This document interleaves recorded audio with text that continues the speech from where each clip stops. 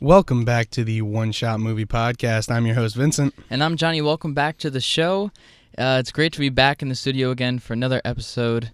And we have a really great movie for you guys and a fantastic guest. So, How was everybody's morning? I had to get up early. The first for me, So we have a great guest with us today. He's actually in a different time zone. He's an hour behind us. Mm-hmm. So it's 10:30 for him. Okay. Yeah, which I realized when we talked the other night. Mm-hmm. He was like, "Oh, it's almost 1:00." I looked down at my clock. I'm like, "It's 2:00." Yeah. And then I go, "Oh shit, you're going to have to wake up earlier." So where are you from? Let everybody know. Well, for those who are watching, of course, I'm from the great city of Chicago. Isn't Chicago the Windy City, or is that? Mm-hmm. Yeah, it's the Windy City. Yeah, the Windy City. That's awesome. The one that's been talked about how it's violent, but we don't talk about that. We don't talk about that. No need to bring it up. Yeah. But yeah, I mean, he was so interested in being on. He was actually a fan first, and then he messaged me and he was like, "Let's get something. Let's get this rolling." Yeah. So another fan to be on the podcast, which is it's cool. Great. It's really cool. Exactly. That's great to hear. Sorry, my ESPN app just went off. It's my bad. Again, not prepared. I forgot to turn for the third time. Dude, this man starts the episode, doesn't hit record. Well, first off, doesn't turn my mic on. Then doesn't hit record. I thought I had your mic on. Yeah. It was just the wrong mic. Yeah. Then he doesn't hit record, and then we start. I look back, and it's not even recording. Just a great start to the episode. At this point, he just needs to make a blooper reel of all the mistakes he's made. I think so. That'd be perfect. Well, I think we have a blooper reel for one of the episodes. It was funny. That was so funny. God. But today's movie is not even that old. No, but like really. it's 14 years old. Yeah. So pretty old if you really think about it. And it is Gran Torino. This is a really great movie. I think it's very underrated. And it's a slow burn. I do have to say that it is a slow burn, but it's satisfying though. Yeah, it's super completely satisfying. So I think it's totally worth the watch. Yeah. For me, I absolutely love this movie. I watched it for the first time last year, and I instantly fell in love with it. So I'm super glad that we're finally doing this movie. Yeah. So. And this movie is rated R, has a runtime of 1 hour and 56 minutes, and it was released December 9th, 2008. You're not going to say anything about your birthday on that one? It's close to my birthday, 11 days. Every time we bring up December, John always brings up his birthday. Yeah, it's December 20th. He's like, I'm the important one. Oh, of course. So, naturally, we've reviewed, I think, 3 movies that came out near my birthday. Yeah, No Way Home. Was it Spider-Verse? No, Spider-Verse I thought was in July. I could be wrong. Oceans? No, Spider-Verse came out in like December. So maybe it was. Yeah, I think it was Spider-Verse. Yeah. I think it was the 2 Spider-Man movies. Maybe it was. Because we had Gabe on. Yeah. Yeah. So, yeah, December 14th, Spider-Verse. Okay, cool. That's interesting. So, I don't know, did you say this right, that it was released by Warner Brothers? I did not. Okay, so there you go. It was released by Warner Brothers.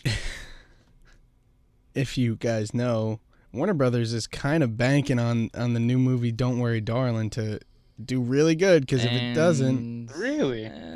Oh, no, is it Don't Worry Darling? No. What movie are they... Because I heard Don't Worry Darling flopped.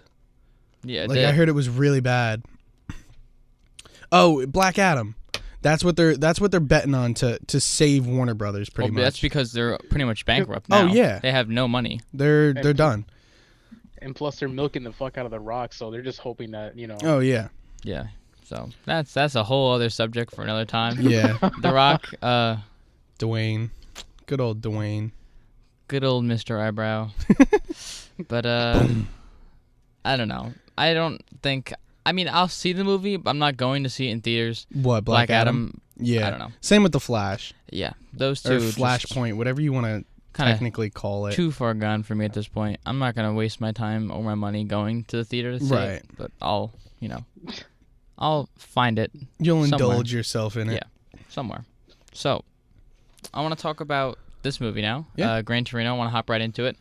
And we'll start with the plot. I actually haven't read the plot in a few episodes, so if that's all right, I will take it away, John. Feel free.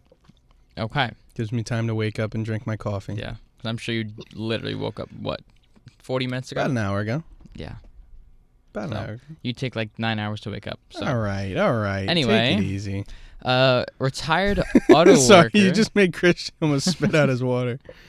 I didn't even notice. Anyway, to the plot of this film. Retired auto worker and Korean war vet Walt Kowalski, or Clint Eastwood, fills emptiness in his life with beer and home repair, despising the many Asian, Latino, and black families in his neighborhood. And that's pretty much exactly all he does. Yeah. And then Walt becomes a reluctant hero when he stands up to the gangbangers who try to force an Asian teen to steal Walt's Gran Torino. And an unlikely friendship develops between Walt and this teen, and he also learns that he has more in common with his neighbors than he initially thought. I think that sums it up very well, actually. That really does. So what did you think of this plot, Kris? I think it does fit well, too, because the whole movie we get familiar with Walt from being this xenophobic, just kind of like asshole to his neighbors, to being like, okay, I can kind of deal with you guys now because you basically the same but different like worlds, I guess you can say. Right. So it was a good little like twist in the story where he's not an asshole through and through, but he's like, okay, I can kind of lean back.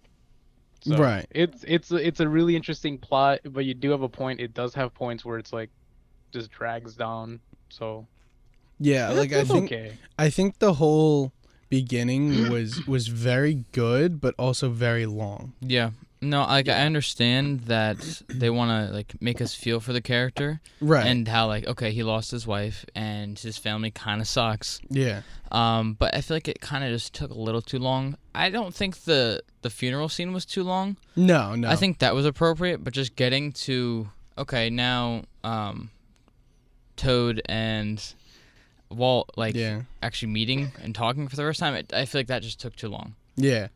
I think I have to agree with you there, because it takes a while after he tries to steal the car.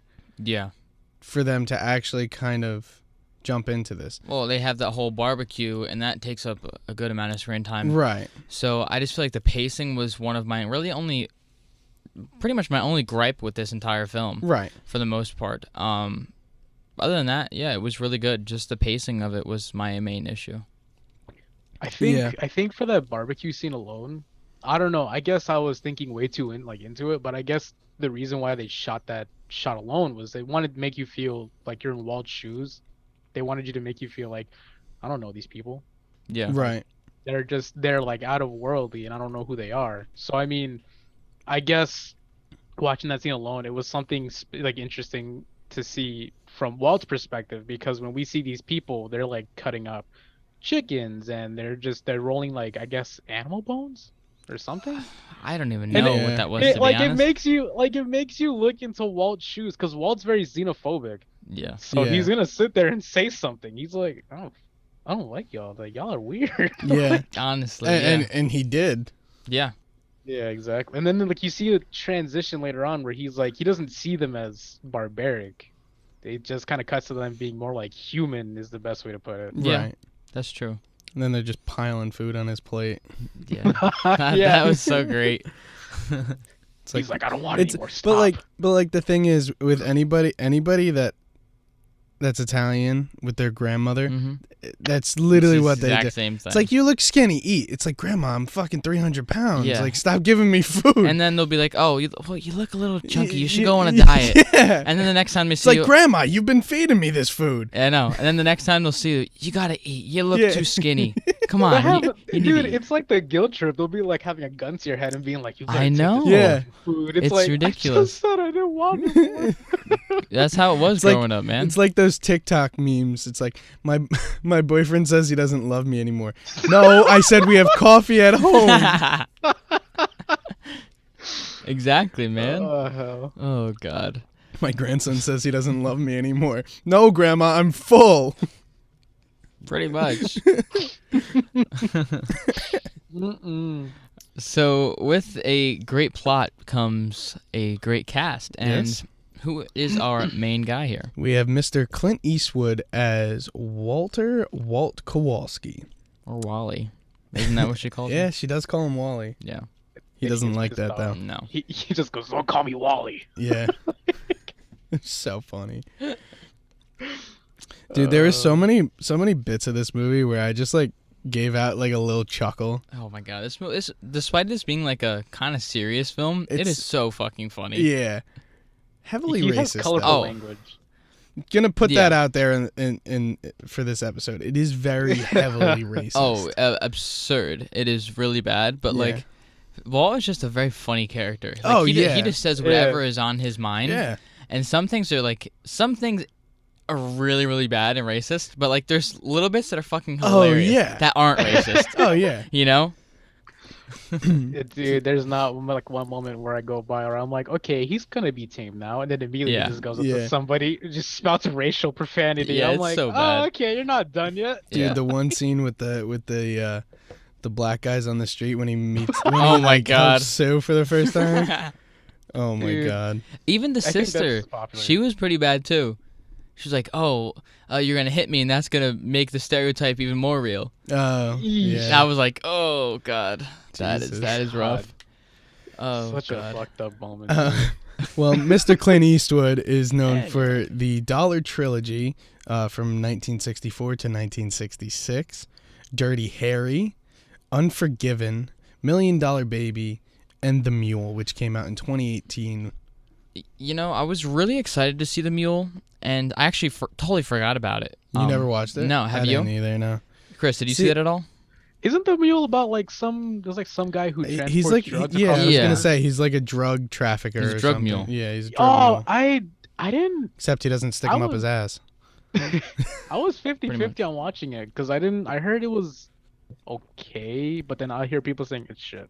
So I heard something along those lines too. Like it was either shit or decent. Yeah, I was. mean, Mhm.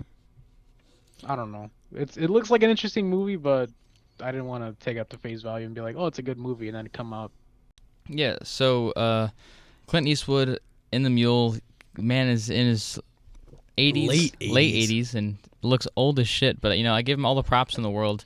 Seriously. This man is absolutely fantastic. Gotta say, still. good for him for acting at this old of an age. Yeah, Seriously. no, I would agree. It's crazy to think that, like somebody this old, like, but most of the time people at this age, they're retired, they're done. They're not working anymore. They're barely even moving at that age. You know what I mean? Yeah. So I give him a lot of props here. Give him the utmost credit. But up next, we have Christopher Carley as Father Janovich, and he's kind of an interesting character within this film. Kind of annoying at first. Oh my God, are you kidding me? Yeah. Every time annoying. I saw him show up at Walt's house, I'm like, go away. Yeah, nobody wants you here. Yeah, I was like, go away. Yeah. It was funny Get the during fuck the outta during the previews. It was funny seeing your just like reaction every time he came in because I would Yeah. just sit there and be like, okay, he came back. And meanwhile, Vincent's like, get the fuck out. Oh God. Was that the first time that you've ever seen this, or have you seen it before? Yeah, no, this is the first time I've ever seen it. Really? Yeah. Oh, okay. Yeah. That's cool. I like that. I like that. But yeah, Christopher Carley, he plays Father Janovich, and he is known for Line for Lambs from 2007. He's also in Garden State from 2004 and Row from 2012. None of which I've seen. Nope. I don't know. I have a problem with this character, but we're gonna get to it once we get down the line. Okay. Interesting. And Kris, who do we have up next? We have Vang as Thoa, known for, and I'm probably gonna butcher this, Co-Misery from 2020, Boy Luck Club from 2020, And that just about does it. Obviously, Gran Torino, as we all know. Yeah. I didn't watch any of these movies. I had to look up, I think, Boy Luck Club, and apparently that's a fairly recent movie. It's about... I mean, 2020, yeah. Yeah. I mean, both of these. I mean, because, again, these are all unknown actors except for Eastwood himself. Yeah. But when I found out that he made... Because apparently Boys Luck Club is something along the lines of, like, a bunch of gay guys on a Zoom call during quarantine, from what I understand. Really? But, yeah, I mean, I didn't take the time to look into it, but that's what the bio said on IMDb. Interesting. Right. Okay. Who is up next? This is not gonna be good. Ahney Her as Sue. I say Ahney. Ahney? Yeah. Ahney Her as Sue. She is known for Nightclub, Comfort Girl, and Batman v Superman: Dawn of Justice. What did she play in Batman v Superman? Actually, I can't even say that because I've never seen Batman v Superman. She apparently I wanted to look this up because I was like, where the fuck was she in the movie? Yeah. Apparently she played. There's a scene where like pretty much Gotham PD is looking for I believe a bunch of missing prostitutes, and she actually plays one of the prostitutes that's telling the officer, "Don't look up." Batman's right fucking there. So it's like literally a single scene. Damn. So, I mean, hey. Like, why would you still act it? But at least she got a line in Batman v Superman. Yeah. It was alright. That's cool though. Yeah. Good for her. That's exciting. John, who's up next? Up next is Doua Moua as Spider. And he is known for Mulan, Gran Torino, obviously, Criminal Minds, Beyond Borders, and Veep. Not Jeep, Veep. From 2017. It's crazy. So, you know, there was so much laughter in this room. I just actually couldn't hear you. Yeah. So with this cast, do we like the cast? Is there anybody that we would want to recast? I want to recast Father Janovich. Okay. He is way too young. Every time Walt would offer him a drink, I'd be like, no, you're 12. You can't drink. Like, he literally looked like he was like 18 years old, like fresh out of high school. Yeah. I just didn't like it. I just wish they had Somebody someone closer a little bit to his age? Not even like closer 40s, to 50? his, maybe like 50s. Okay. It would make sense too, because I mean, like in the movie, his actor's like 30 something, right? Yeah, we did math last night. His actor, he is 30 while filming this movie. Yeah. So he what's his name? Eastwood still has a whole lifetime. Eastwood was like 70 while filming this movie. Yeah, exactly. He's got a whole lifetime. He should have been the pastor, bro. Yeah. Well, I just wish. I also think if it was like an older actor, it would have given a little bit more feeling, because maybe that actor knows what Walt's going through. Maybe he's been through some of this stuff. Yeah. Not like... but he clearly says that he hasn't been through any of that war stuff. Right. So all he knows is life and not the death. Yeah. At least they state that. I just don't like how young he is, because every time Walt's like, you want a beer or something like that, like, it's like, no, you're too young. That's a fair assumption. So it was just a little... to me. It was awkward. Yeah. Okay. And I feel like a lot of people thought that too. It's like, you shouldn't be drinking. Like, you're not old enough. Yeah. I think the only scene I like with Father Janovich is like when because of course he promises his wife, or he basically promises his wife that like, oh, watch over Walt, and then Walt's in the bar telling a racist joke. Yeah. And then no. And then Walt's like, you want a beer? And then immediately Janovich is like, I'll have a water. He's like, don't be a pussy. And he's like, fine, I'll get a tonic. Yeah. I was like, dude, Jesus Christ. Oh, no. God. That is so fucking funny. That scene was pretty good, too. I liked it. Yeah. Do you have any, Kris, do you have any recasts or anything you'd like to say about these characters? I think the only person that, I mean, I wouldn't say recast, but I would want, like, this particular person to do more like an actual like acting instead of like bullshitting it is Thoa's actor. Yeah. I agree. I Because totally agree with that. It was because we talked about this yesterday, like near the end of the movie, where of course Walt locks Thoa in the basement, and Tao's like banging and screaming, but he doesn't even show any emotion. Yeah. He's sitting there like oh no, help. Like, yeah. dude. He's like, Walt, don't leave me in here. It's like, you can even see a smile on that fucker's face. I'm like, dude, give us emotion. What? And I even said too at the end where he goes to the crime scene, he's like not even like putting two and two together. Yeah, because you would think you would see, you know, all these guys lined up, them carrying a body away. You kind of put it together. Put two and two together, Tao. Come on.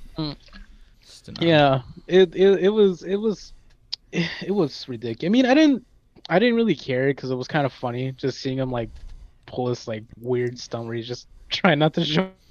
If they gave him more like time to act out the scene, just actually put it in motion. Yeah, that's it. Valid.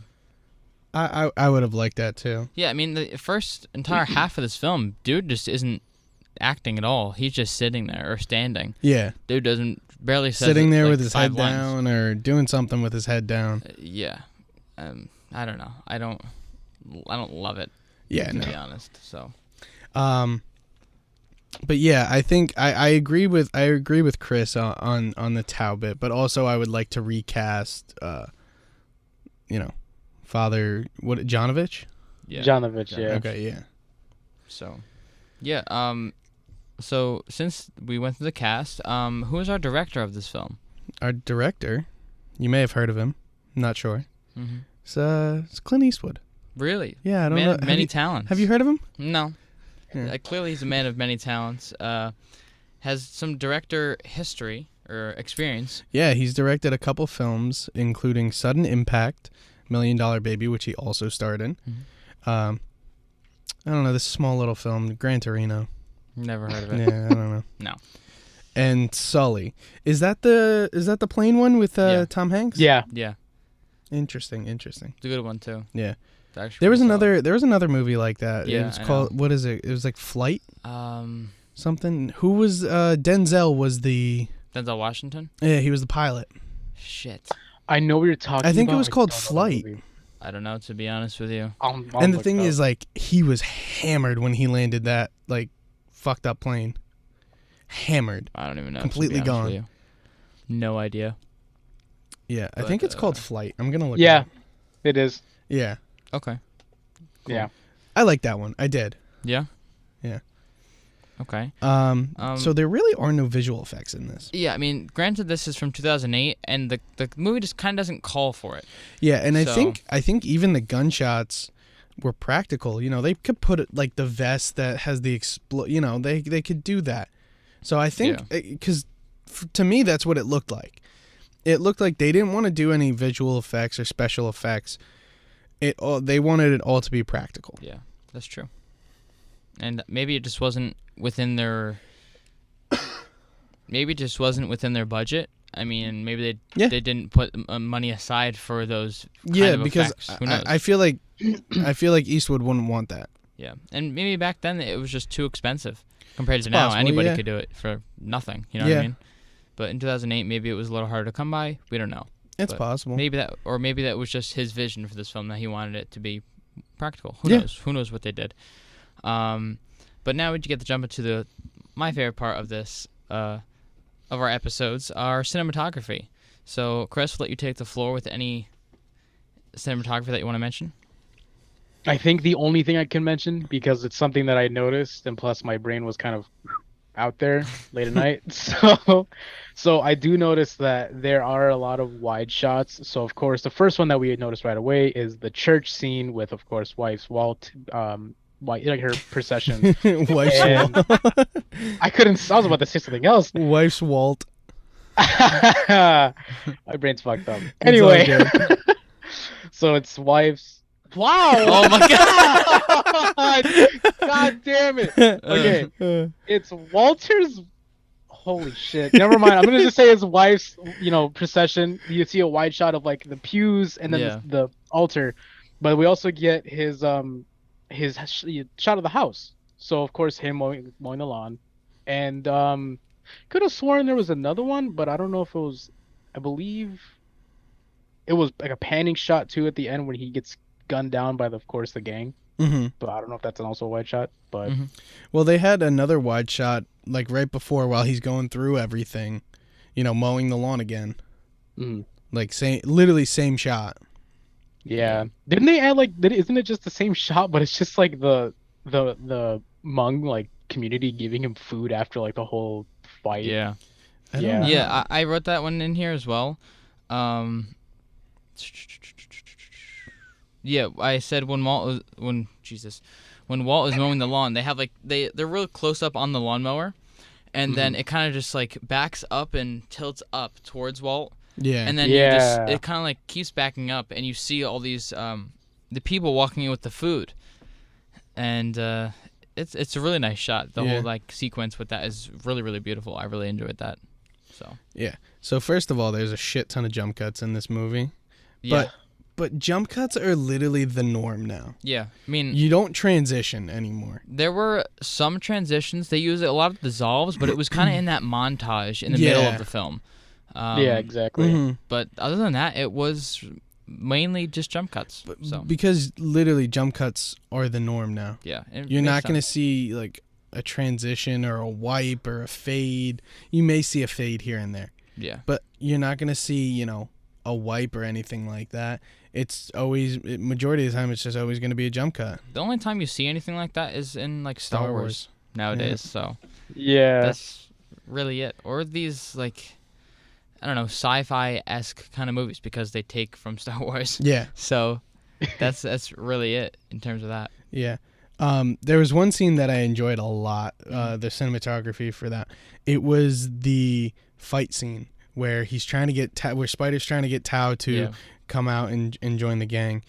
And I thought it was so cool because it was kind of like the same kind of feeling as in the Knives Out episode where Rian Johnson breaks the Steadicam. Yeah. Because it was just chaos. Yeah, it was literally just all over the place. And even they did it on multiple cameras too, which was really, really good. And I really enjoyed that a lot.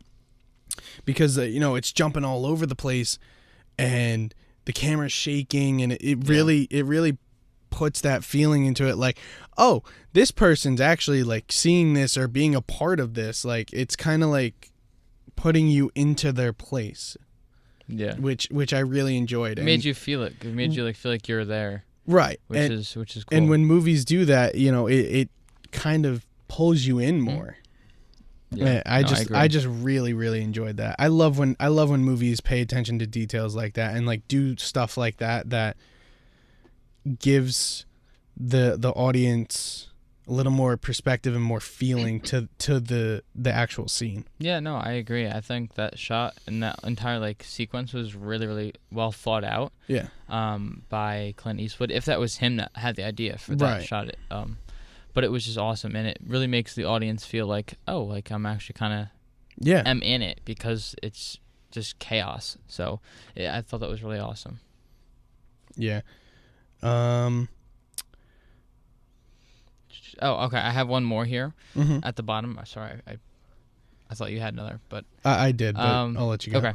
When Tao starts to work for Walt, they have this really nice shot of Walt on the porch. It's kind of like for his first day when he comes up. And it's kind of like this high-low concept that looks really, really nice. You kind of see Tao's head in the bottom left of the screen, but then Walt is kind of towering over him because he's on the porch. And it's like a power complex kind of thing. Yeah, a little bit. It shows that Walt has the power in the scene.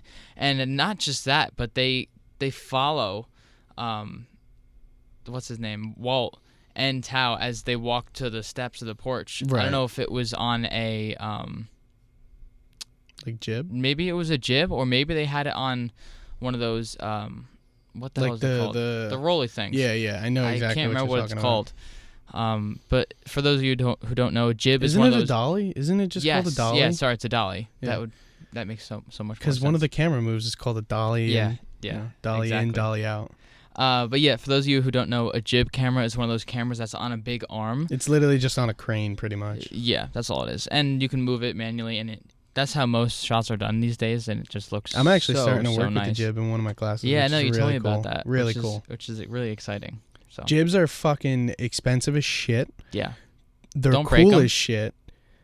But it's so scary to work with. I'm not even kidding. Cause like I'm like doing it. And I'm like, don't fuck up, don't fuck up, don't fuck up, don't drop the camera.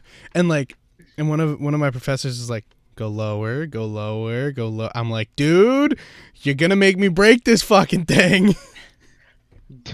Don't stop it. I'm trying to work it. Oh my god. But like he had me do it almost fucking on the ground level. Yeah. That's and scary. It's scary. Yeah. No, I bet. But yeah. So that's my class story. Gotcha. And then you said you had one more. Yeah. Cinematography. I had actually two, but Yeah, I can only do one. I mean, it's not that big of a deal. The scene after Walt saves, after the fight, and all the Hmong people are coming over, bringing him food, bringing him flowers. He opens the door, and you see the camera like pan down, and then you see him stare at the food, and he's like, "What the fuck is this?" And then and then he like walks over to it a little bit, and then immediately as he goes to like grab it, jump cut right to him throwing everything away, and I thought that was so funny. Yeah, him throwing the flowers in the garbage, and then he comes out and there's more people there. Yeah. He's like, oh, fuck. He's like, just sitting there like, no more, stop. Yeah. But one thing that I really enjoyed, it's not really cinematography or anything like that, it's kind of just story. And the way that he developed with like, okay, I don't want anybody even on my property, to, okay, you can come in my house and put this food in my house. Yeah, the character development, his development was insane. I thought it was really, really well thought out and really well done. Oh, yeah, I loved it. The way his character develops from like, okay, I hate this certain kind of people, to like, we're like best friends. Yeah. I thought it was really, really well done. So I really enjoyed his character development and everything. For me, that was kind of one of my favorite parts or aspects of this movie, was kind of just watching his development slowly, change throughout this entire movie. So that's my perspective. Yeah, I mean, his character development in this movie was great, and honestly, I loved seeing it. I'm gonna be completely honest. I love seeing him change, and him and Thoa actually start becoming friends. Yeah. I thought it was very, very heartwarming and very kind of like emotional and sweet at the same time, if that makes sense. Mm-hmm. No, and with that, I feel like it was kind of cool because they kind of make him connect more to these people rather than his own family over time. And he says that. He's like, yeah, I have more in common with them than I do my own family. Right. Which is mind-blowing, but, it is what it is. It's funny, too, because, like, I saw it as Walt being a surrogate father. Because if you remember when Sue's sitting down with Walt, Sue's kind of telling him, oh, yeah, we had a father, but he was old school, and he wasn't around with us as much. Yeah. And Walt just comes in like, yeah, I'm old school, too. I don't fuck around. And it's that weird, like, even though you guys are from different paths of life, it's still the fact that he acts more of a surrogate father than anything else. Yeah. And that's what I loved about it. I'm like, he may not be your dad, but he acts kind of like your dad, so it's he's your dad. Good. Yeah. Exactly. Just not the same. Yeah. Pretty much. Do we have any other cinematography things, or do we want to jump right into some music? Do you have anything else to say, Kris? No, we can just kind of shimmy on over to music. All right, cool. I know you had a couple things here in music, so I'll let you take it away. Yeah, go ahead. So, one noticeable thing that I kind of hear from the movie is the use of military drums in the back, but it's only when it's conflict. So, of course, when the Hmong fight breaks out, and he's just sitting there with his M1 Garand, just pointing it at the Hmong gangbangers. The second altercation where we hear these drums is when Sue's being harassed by the three wannabe, thugs. And then the last one is when Walt has like the showdown. You just hear like the subtle like military taps playing in the back. Yeah. And that's something that I appreciate because it's kind of like a cue where it's like, oh shit, stuff's about to go down. He's about to go from cranky ass old man to Korean War veteran mode in a snap. It's so great. Korean War badass. Yeah, honestly. Exactly. I thought that was awesome. But so again, there's not much music except for the military drums, but there is a song that's put into the credits, but it's also subtly placed into the film here and there. The song is literally called Gran Torino, which was written by Jamie Cullum, if I'm saying his name right, and then vocals by Clint Eastwood himself. So it's a really sweet song too with the lyrics, because it makes it like, I guess like a, how do you say it? It's a very somber song, because of course it's the whole movie's about his car, Right. and he's a man. So it's that level of just like sentimental value and just kind of like somberness that hits a different level. Yeah. I love about it. Well, for me, when I saw this like movie, or like, so I had to look it up on, a good old website, and the first thing that they show is Clint Eastwood holding a gun, and his Gran Torino's behind him. Yeah. I never knew what the hell This movie was about. Yeah. No, that's valid. I didn't either. And I'm like, oh, this is going to be a great fucking action movie. This is going to be great. It's going to be a great movie. I start watching it. I'm like, there's no action in it. Yeah. Like, there's barely anything in it. Yeah. No, that's valid. Mildly disappointed, but also really enjoyed it. Well, I think you enjoyed it because it was still a solid film, despite what you thought it was going to be. Oh, yeah. So, it just wasn't that action adventure type that you really like. Speaking of the genre of this film, we actually forgot to mention it in the beginning. Okay. So this is a drama/thriller for everybody. I would agree. Yeah. I completely forgot about that. Mm-hmm. We're going to actually move into some acting right now. Okay. Kris, I see you have something here for acting, so why don't you go ahead? Yeah, so I mean, I think I noticed it a lot because I've watched movies with Clint Eastwood before, more specifically with like the Dollar Trilogy series, and he always puts on like this quiet yet like very pissed off tough guy persona. Like in real life, he's a nice guy from like interviews and everything. Mm-hmm. When you see him in these movies, he just goes like, "What the fuck do you want? Like, why are you bothering me?" And it's so interesting. Like, even though it's kind of played out because he's an old man, and it's kind of like, okay, we've seen the tough guy persona before. Yeah. Something about him doing it, like a tough guy persona in like certain movies, it's like honestly outright terrifying. Yeah. Yeah. I would Like agree. imagine just kind of like walking down the street and you see this fucking 85-year-old man just giving you the pissed off look. Yeah. And just having this gravelly voice, you'd be terrified. Yeah. Not gonna And lie. I think that's And what I then like. even if he just went like this. Yeah, that's the fucking weird part. He'll just sit there and be like, bang, bang. It's Yeah. like, what the fuck are you doing, old man? Seriously. Honestly, Get away though, from me. it's kind of strange. You kind of think he's a little Loopy. little loony. That's what I liked about it. But Yeah. it's comedic, but like super serious at the same time. It- So like yeah. it worked really well. Yeah. So His I like acting that in this part. was very, very good. No, There are a few I agree. bits, which due to his age didn't look that great. I feel One like scene after Sue gets beat up, he goes home, he starts punching his cabinets. With his age, he can't throw a full-on punch no. Yeah. at a cabinet, like a prop cabinet. Like Your it just reaction was looked funny. very Mid. bad.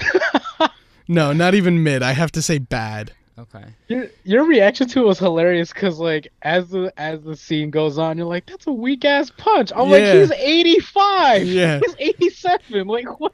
You're Well, not so- gonna expect him to throw a heavyweight punch. Yeah, so when he punched it, like he punched and then he hit the cabinet and then it looked like he like pushed and broke it.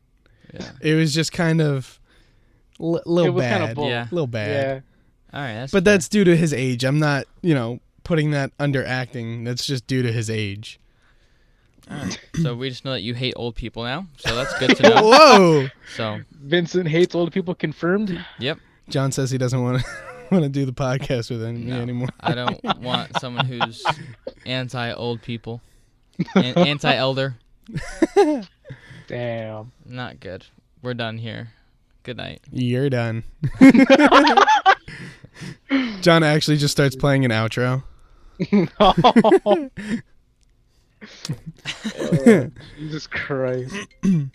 Wow. My phone's on We're in the middle of the podcast. It's on Do Not Disturb, too. I can't believe you right now.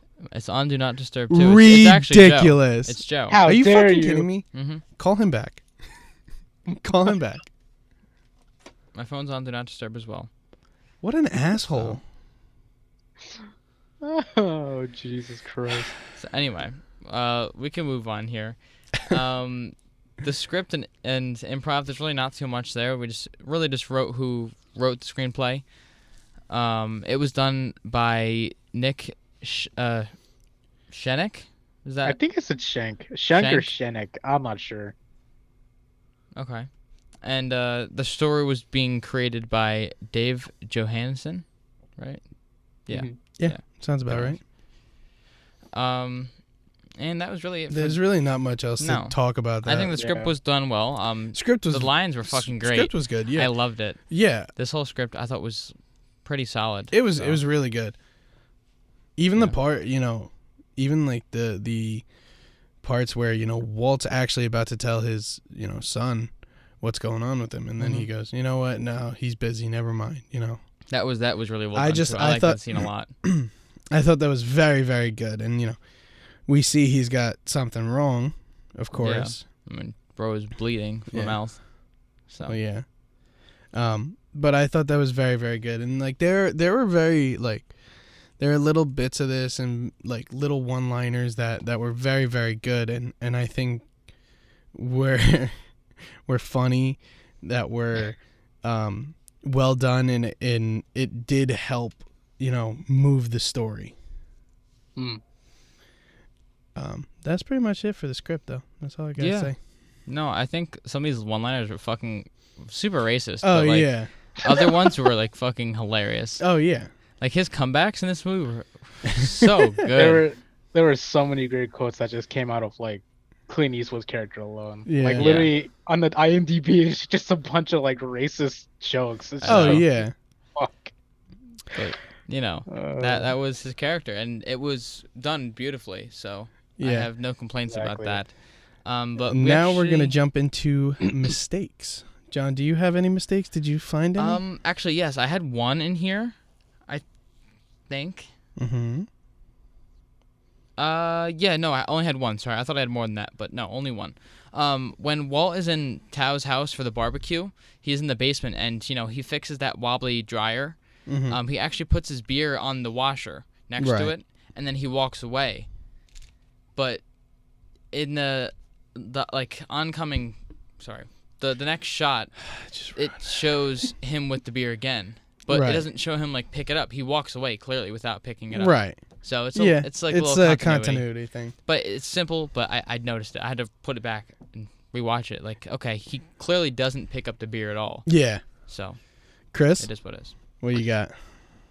This one's been pissing me off like the entirety of the movie, but apparently it's the scene when Walt's trying to tell his son that he has cancer of some sort, and in the son's house, it's on the table apparently. You can visibly see a boom mic, and when I tried telling him, like, bro, there's a boom mic on the table. We were literally like, did you find it? No, we were trying so hard to find it. I know, I saw this too. I couldn't find it.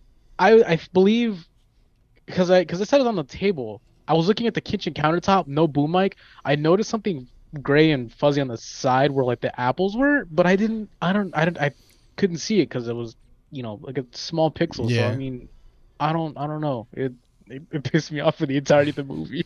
Yeah. And then Kris and I actually found this one together in the barbershop. That's cute. Yeah, I know. Thanks. So in the barbershop scene, where he's trying to teach Tao to speak like a man, the barber puts on his whatever barbershop jacket, whatever the fuck you want to call it. Yeah.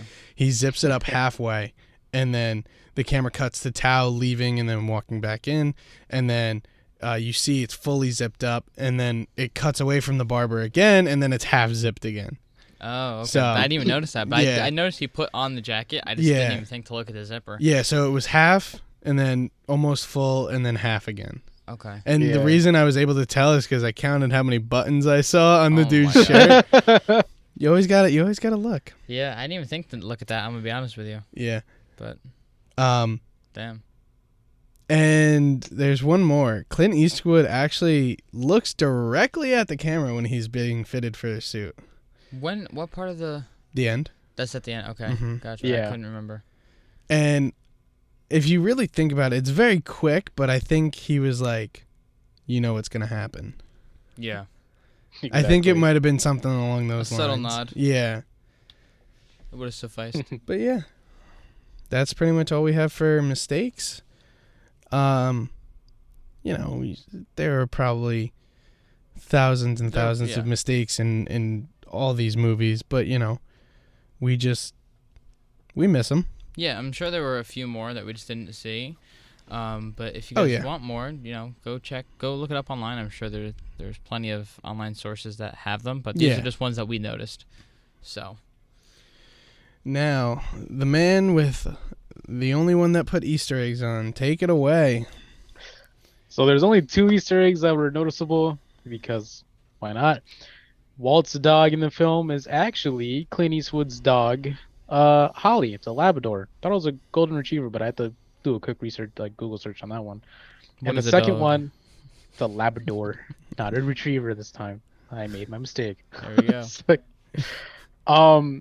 And the second one I think is, it's not really like an Easter egg, but it's more of like something you'll notice right off the bat. Again, it's the scene. It's the corner street where Sue's walking with Trey, who is played by Scott Eastwood, Clint Eastwood's son, and he's credited as, I think in the credits he's credited as Scott Reeves before the whole Scott Eastwood debacle because of his last name. So yeah, I never knew that guy was Clint Eastwood's son. I didn't either. Never. Yeah. That actually just kind of blew my mind because he was in Fast and Furious. He was in one of the Fast and Furious movies. Mm-hmm. That's crazy. I never knew that was Clint Eastwood's son. Gotcha. No, I didn't know. He's got the same, like if you look at a back-to-back photo of like Clint Eastwood and then like his son, you could tell right off the bat, like he's got that same like. Yeah, now face. Looking at it, he kind of does have the same face. It's wild. That's actually so crazy. Well, you learn something new every day. You know? Yeah, no, that's what they say. That's what they say. Apparently, but that was kind of it for Easter eggs. There's really not much else. There's really not much. There were little things that I could relate to Marvel movies, but we're not going to do that today. No, not today. We actually haven't mentioned much. No. So just besides our previous episodes. Yeah, but that's not a big deal. But now let's jump into some movie ratings that were on some websites. To go with the first one, we have IMDb. Started at an 8.1 out of 10. I think that's a pretty solid score. I like it. Yeah. Rotten Tomatoes is the exact same. It's an 81%. 8.1 is the same exact thing. And then Metacritic is actually a little bit more critical, hence the name, with a 72. John. So really hit the nail on the head there. That was the only outlier there. Yeah. I think IMDb and Rotten Tomatoes are the closest to what I would give this movie. Yeah, I would say yes, but also I don't want to say how far I'd go down because honestly that's been taking away from my final score. Yeah. So I'm just going to say I disagree a little bit with a couple of them. Okay, sure. And Kris, what about you? I don't know. The rating alone for these films, they're pretty accurate to the degree. The movie does have like a compelling story and everything, but it does also have that slow burn factor. Mm-hmm. Yeah. But so I don't know. I wouldn't want to say I'm on the fence. So, it's. I personally like the fact that the rating's an 80-something %, but Metacritic kind of don't understand it. But I just like the way it is, honestly. I would rather keep the way it is for how the story goes and how the performance is. Gotcha. All right. That's fair. Now we're going to jump into a part that I really like a lot. How much this movie made and what was its budget? What was his overall earnings or on opening weekend and, stuff like that. So the budget for this film was $25 million. Pretty solid. That's a big budget no visual effects. I mean, maybe a little bit with the gunshots here and there, but that's pretty much it. Opening weekend didn't do so hot. Not at all. Didn't do so hot. Really terrible opening weekend. $271,000. Yeah. That is terrible. That is really bad. That's probably up there with the least. Probably.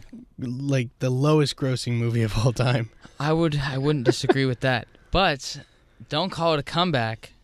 This movie made it back and was up to $181 million in the box office, which was fantastic because it started off so bad.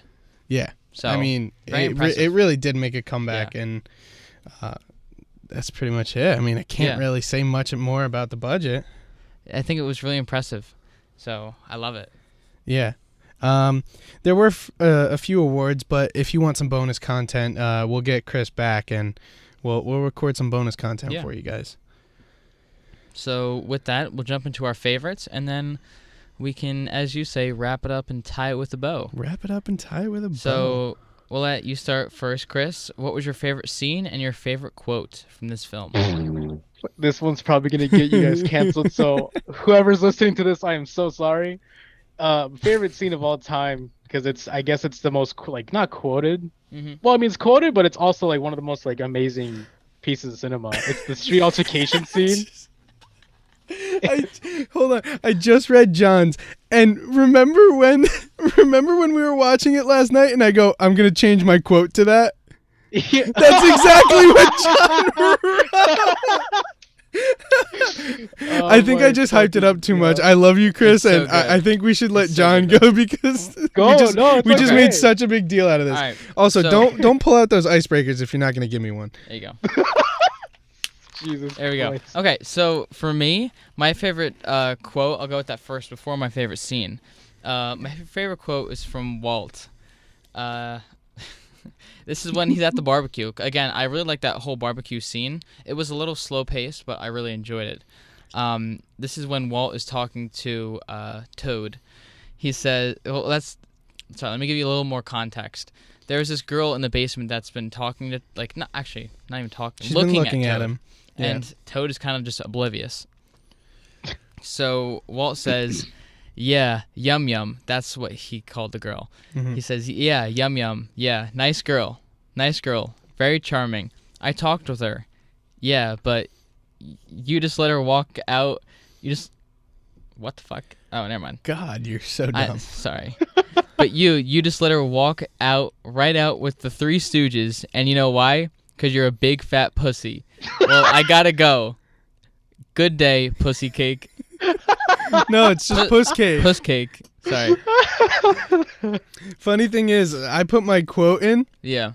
And then that scene came up. And I told Kris, I go, I'm gonna change my quote. And then I read what you wrote, and it was just so funny. It's so good. I love it. Oh my god. Because you're a big fat pussy. Well, I gotta go. Good day, Good day, puss cake. Love it. Great. Anyway, we'll let you finish yours, Kris. So, go ahead, Kris. I'm gonna get this. So this scene, for context as well, is when the Hmong community breaks out into a fight with the street gang, and then Walt comes in pointing his rifle at the gang members. And so this is what he said verbatim. He says, "Yeah, I blow a hole in your face, and I go to my house. I sleep like a baby. You can count on that. We used to stack fucks like you 5 feet high in Korea. Use you as sandbags." That's crazy. I do, but I mean, it's very true because that's what they did in Korea. Yeah, but it's so funny. He's so serious. Yeah. Every time I hear him say it, because when I pay attention to the way he says it, he's he's gritting his teeth too, and it makes it fucking hilarious. Bless you, Bless John. you. Thank you. John just sneezed, everybody. Everybody say bless you to John in the comments section below. Thank you. Sorry, I didn't mean to interrupt. No, you did. All right. I guess since we all said our favorite quote, I'll say mine, and then we'll jump into favorite scenes. Sure. So, my favorite quote comes with when Clint Eastwood pulls up to Sue with the wannabe thugs and wannabe gangbangers. His son. Yes. And Clint Eastwood gets out of the car and he goes, "You ever come across somebody you should have never fucked with? Well, that's me." I think that's great. It's such a great fucking line. That fits his character so well. Oh yeah, I love it. All right, we'll let you do your favorite scene, Kris, and then John, and then I'll go last. Yeah. So of course, as Vincent mentioned, it's the scene where Walt is trying to save Anne. Whoops, I said her actual actor's name. Where he's trying to save Sue, and of course the gangbangers are like harassing her, and then he just sits there. Just looking at all of them like, you guys are a bunch of, pussies. And so he's sitting there like fucking with them with like the whole finger gun thing. And then he says, "Get the truck." They don't let go. He's like, "Okay." Pulls out his actual gun. "Now get in the truck." Yeah. And then like Scott Eastwood's like Trey's like, "Way to go, old man." And he just looks at him and goes, "Shut up, pussy." I was like, Jesus Christ. That's like great. it's such a the movie may not have enough action, but like what it does do in effect, it shows like that gritty, like hardcore Billy Badass side of Clint Eastwood's character that I appreciate. Yeah. I love that so much. It was great. It's so awesome. John, your favorite scene? For me, my favorite scene, I kind of touched on it a little bit before when we were mentioning it, but Martin's barbershop scene when they're trying to make Tao into a man. The lines are just fucking hilarious. Yeah. And they kind of just bully Tao. And I think it's just really funny. "What's up, you old Italian prick?" Yeah, and then he gets so offended. "Whoa, you can't just walk in here and talk to me like that." Shotgun. Fuck you say to me? Oh my god. It's so funny. So yeah, that's my favorite scene. I just think that character, Martin, he was an underrated character. He was pretty cool. Yeah, he was good. He was very funny. He was very good. So that's my favorite scene. My favorite scene, it's kind of just like a whole sequence. It's that ending sequence where, you see, Walt cutting his grass, then he goes to confession, and then he gets a haircut, and then, he gets his suit fitted, and then he goes to their house. Yeah. That whole sequence was just very, very good and very well done, and I really agree. Enjoyed that a lot. I thought it was really good. But that seems like it wraps it up for this episode. It does. Now it's just time to give our final scores on this. And then we'll see you guys on another Movie Monday. Yeah. So you already know how we do these. We break these down and rank them on 3 different scales: acting, plot, and overall out of 10. So, Kris, we'll let you take it away with our first scores. So I think for the acting, while Clint Eastwood does a phenomenal job portraying this, retired plant worker as well as the Korean War veteran, it's him alone, like he takes the show, but there are other side characters that also take it away as well. The only gripe with it is that with Tao's actor, or Tao in general, he hasn't conveyed as much emotion for certain scenes, and it kind of just doesn't make it seem authentic.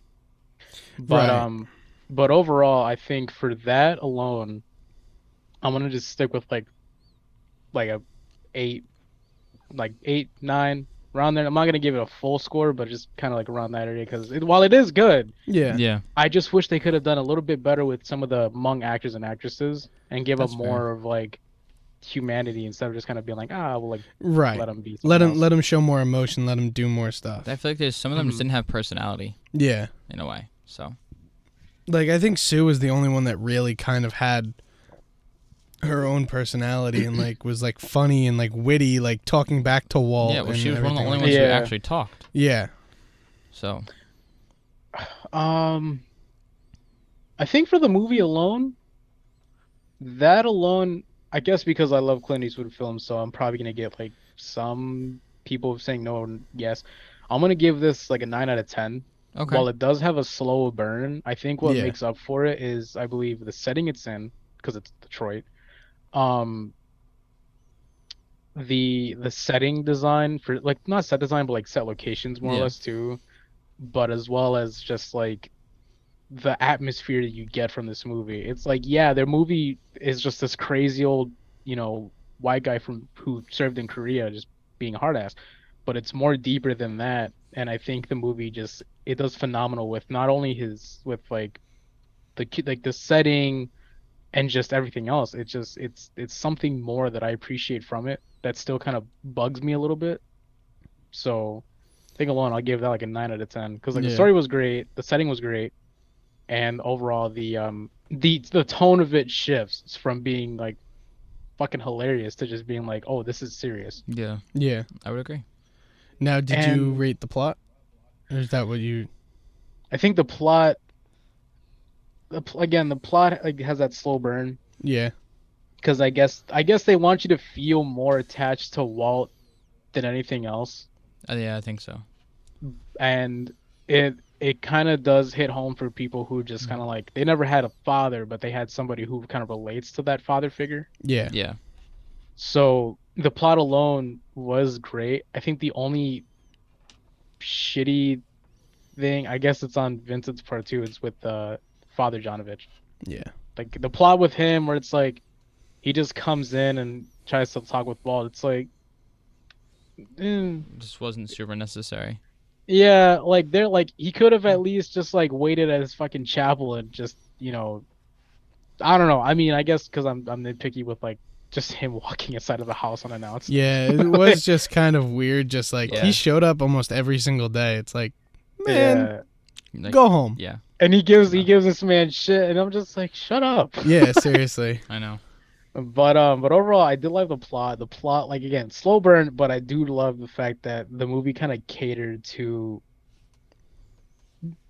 not only building the relationship, but kind of switching around the environment that Walt lives in. Yeah. Yeah.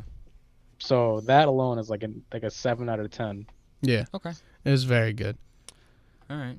So, yeah, John.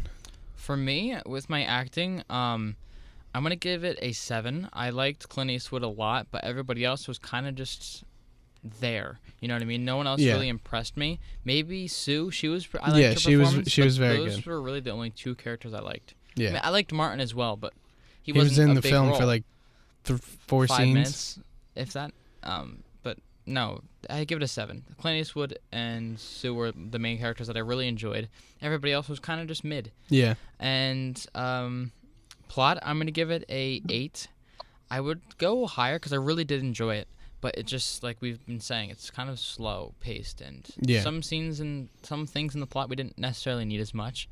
But I'll go 8 there, and then overall I'm gonna go with an 8 as well. You took the score right out of my mouth. Yeah. Really did. I was literally on the same track as you this whole time. It's great. Yeah. I mean, really it is a very it. good movie. I'm going to be completely honest. I got choked up at the end. Oh yeah, I know. When he read the will and don't paint any fucking flames on it, and I'm like, "Oh, this is so sweet." I'm like know. It really is. It was really it was emotional. Oh, I would agree. 100%. It was great though. Yeah. This film was really, really great, and I'm really glad that we got to do it. Yeah, seriously.